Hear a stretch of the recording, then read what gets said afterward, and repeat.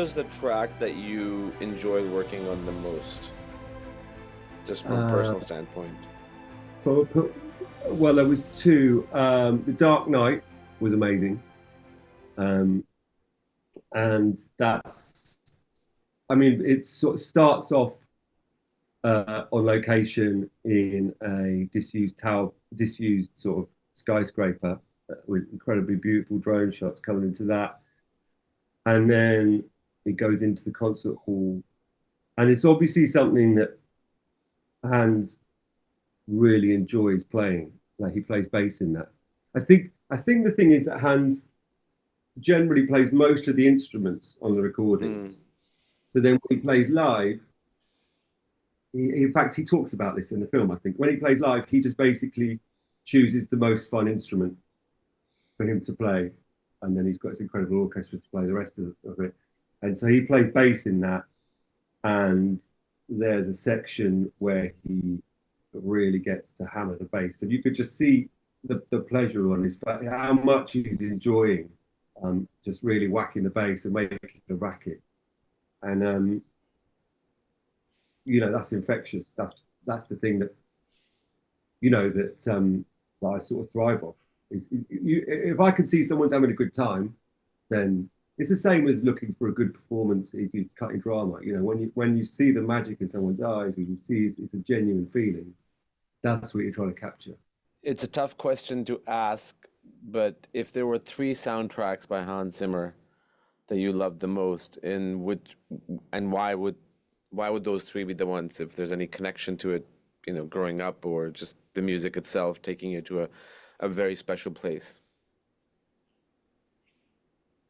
Yeah, I mean, I, I might have seen a huge number of films that have and soundtracks. But as we went through it, I was thinking, see, it's not the sort of films that I watch, sort of big blockbusters. So it's a difficult question to answer.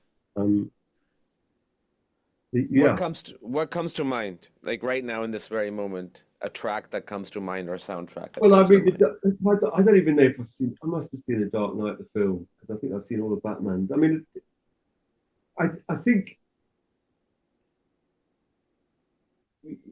yeah. I mean, it's a difficult question to answer, like I say, because I haven't seen many of those. Oh, oh, it cut out again. I'm not sure what's going on. I've never had this issue, so I apologize for this. It No just problem. so No sorry, problem. go on. You said Dark Knight. The Dark Knight, it's an incredibly powerful piece of music, and it it evokes so well the idea of Gotham City and a dark dystopic world. Um,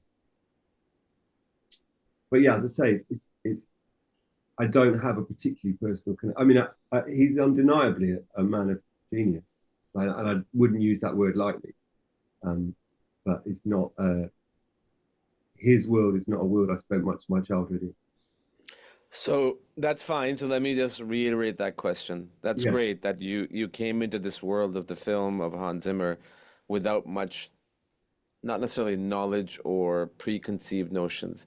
yeah. What blew you away while working on this film that you did not know before from a standpoint of his work? Not necessarily his performance, but in terms of the actual tracks or the music that you heard. Well, I think the thing that blew me away the most was hearing him both when we were working with him and in the interviews, just hearing him talk about the way he works and the way he conceives of the films, the way he deeply understands what films are about, and how that brings about the music. How sort of I mean, I haven't spent lots of time with him, but he feels like quite a conceptual. He works through concepts, so he gets a sense of what a film is about, and that's what spawns the music.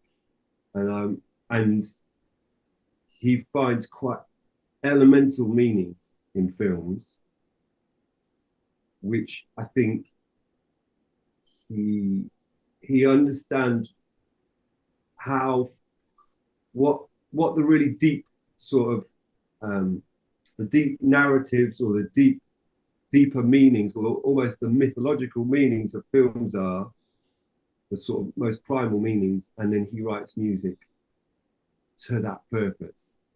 And there's a brilliant interview bit where when he's talking to Denis Villeneuve about Blade Runner, and they're saying, and I can't remember what scene they're talking about, but basically Hans completely changed the meaning of the scene. I think I think maybe they'd had another composer in and the scene wasn't working, and Hans came along and completely changed the meaning of the scene. And it was almost like he had a deeper understanding of what that scene could be about, which was basically that we're all going to die. And he very much, like, he talks about how in Man of Steel is ultimately quite a tragic story because it's about a man who just wants to be human. So that perception to be able to see the elemental appeal of a film, which probably isn't necessarily apparent to every viewer, but they feel it, that you can see that and then write music to enhance that, is something that blew me away. And he nails it every time. I mean, the range of what he can do and the enormity of his output is staggering.